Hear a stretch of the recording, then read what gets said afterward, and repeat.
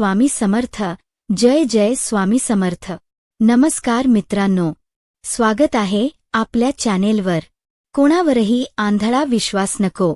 जोपर्यंत आम्ही आहोत तोपर्यंत कोणीही तुमचं काही वाकड करणार नाही. चला तर मग बघूयात स्वामी आज काय संदेश देत आहेत.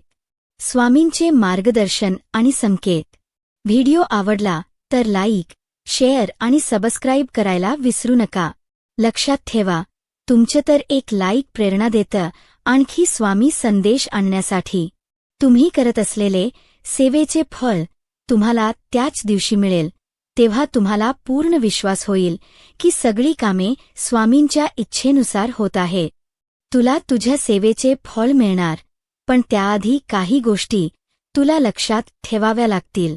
तुझ्याजवळ जे आहे त्यापेक्षाही चांगलं तुला तुझ्या खात्यावर जमा करायचं आहे.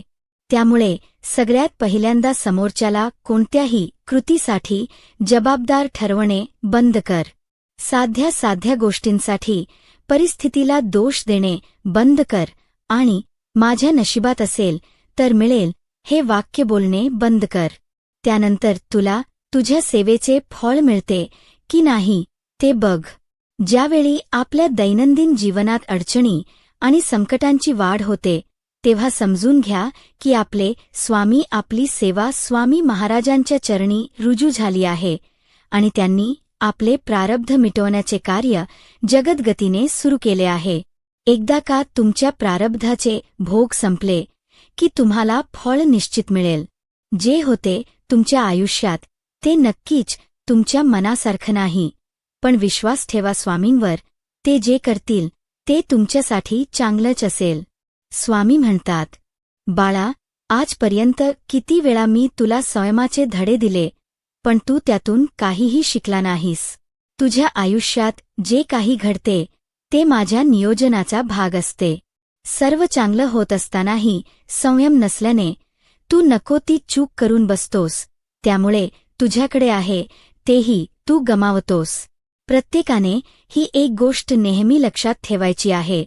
आपण जे काही भक्ती करतो, स्वामींच्या दरबाराची सेवा करतो, ती सर्व स्वामींची इच्छा असेल तरच होते. स्वामींच्या इच्छेशिवाय आपण मंदिरात देखील जाऊ शकत नाही. त्यामुळे स्वामींच्या इच्छेत इच्छा मानून राहावं. ते जे काही देतील त्याचा स्वीकार करावा. मला हेच पाहिजे, मला तेच पाहिजे असा अट्टाहास करू नये. मागील जन्माची पुण्याई असेल तर योग्य वेळी आपल्याला आपल्या सेवेचे फळ मिळते. काहींना लवकर मिळते तर काहींना उशिरा मिळते. कारण काहींचे भोग संपत आलेले असतात तर काहींचे भोग आणखी शिल्लक असतात. माणसाचे भोग संपत आले की सद्गुरूचा पत्ता मिळतो. काहींना अगोदर मिळतो, काहींना तामागील जन्माची पुण्याई असते म्हणून लवकर मिळतो, तर काहींना जाणीवपूर्वक मिळतो, तर काहींना अपघाताने. काहींना पत्ता मिळतो पण त्यांचं मन तयार होत नाही. काही जण येण्यास इच्छुक असतात पण पाठीमागची काळजी, चिंता, पाप हे येऊ देत नाही.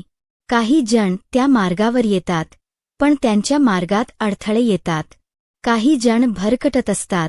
ही त्यांची परीक्षा असते, कारण त्यांचे मागचे भोग त्यांना पोहोचू देत नाहीत. भोग संपत आले की सेवेचे फळ नक्की मिळणार. स्वामी म्हणतात, तुझे ग्रह कितीही क्रूर असू देत, तू फक्त काही गोष्टी लक्षात ठेवायच्या आहेत.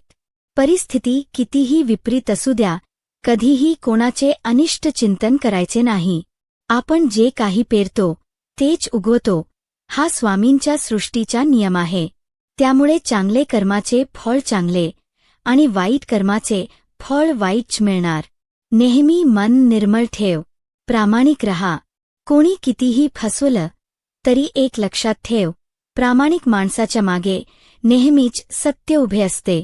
संयम ठेव, सर्व काही तुझ्या मनाप्रमाणे होणार आहे. धैर्याने सर्व गोष्टींचा सामना कर. विश्वास ठेव, तुझ्या समोर उभ्या असलेल्या संकटापेक्षा तुझ्या मागे उभी असलेली शक्ती खूप मोठी आहे आणि त्या शक्तीने समस्येचे उत्तर कधीच तयार केले आहे. तू मात्र मुखात अखंड नाम ठेव आणि प्रामाणिक प्रयत्न कर.